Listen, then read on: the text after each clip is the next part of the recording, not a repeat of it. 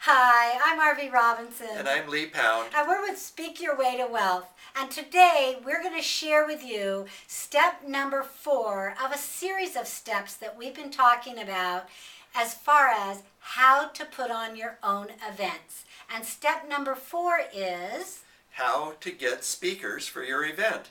And in fact, this is one of the most important parts of your event, because if you don't have the right speakers, your event could fail.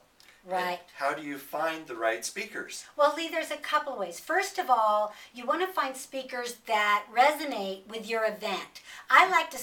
We like to stay on target. We have Speak Your Way to Wealth, which is an event all about speaking. So we work really hard on inviting speakers that have something to do with speaking or using speaking to marketing. So I think the first step is being true to your event.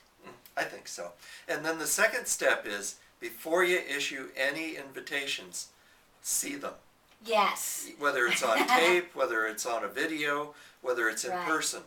But see them speak, see what they can do, because not every speaker lives up to their reputation. Right, and they are a representation of you. They are writing on your reputation. So if you do get a speaker that maybe is not as good as the other speakers, it's going to show. It's like anything else. It's like you're as strong as your weakest link. So make sure all your speakers flow together and they're of the same caliber, at least close. Exactly. That's good advice. That's what good. else? And try not to have speakers talking about exactly or very close to the same subject. Right, right. Well, and I think also, Lee, an important thing is, are they going to be willing to help you promote? Do they have a database? And are they going to be willing to help you to promote at least one email or 2 emails? I think that's really important. That is very important, right. Because if they won't promote, if they're not interested in helping you fill the seats, then they're not on your team. They're not on your team. And it might not be, right, they're not with you. It doesn't mean that they have to promote a lot, because it is your event, right? Exactly. It's our event, and we take responsibility. But are they on your team? I think that's really important.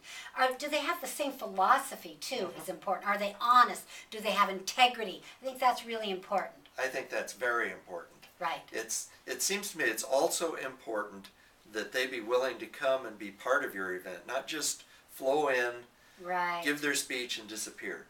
Because part of sales, part of creating that whole aura of the event, is that they stay and talk to people, get to know people, and people get to know and like them. And that's very important. Building rapport with the audience. Yeah, exactly. We've seen a lot of the best speakers have the best sales that have built that rapport with their audience. So those are some things to look at. Is there anything else, Lee? I think that's about it for this time. Maybe the ability to sell from the stage might be that's good minor. too. That might be something to look at. Might be something to look at. Might not be the only thing, but it is something that you do want to look at. How comfortable are they with selling their products from the stage? And this is something that you have to make a decision on, because you can watch them, see what they do, and if you should need to have some experience at this too, because you need to see what they do and how they do it.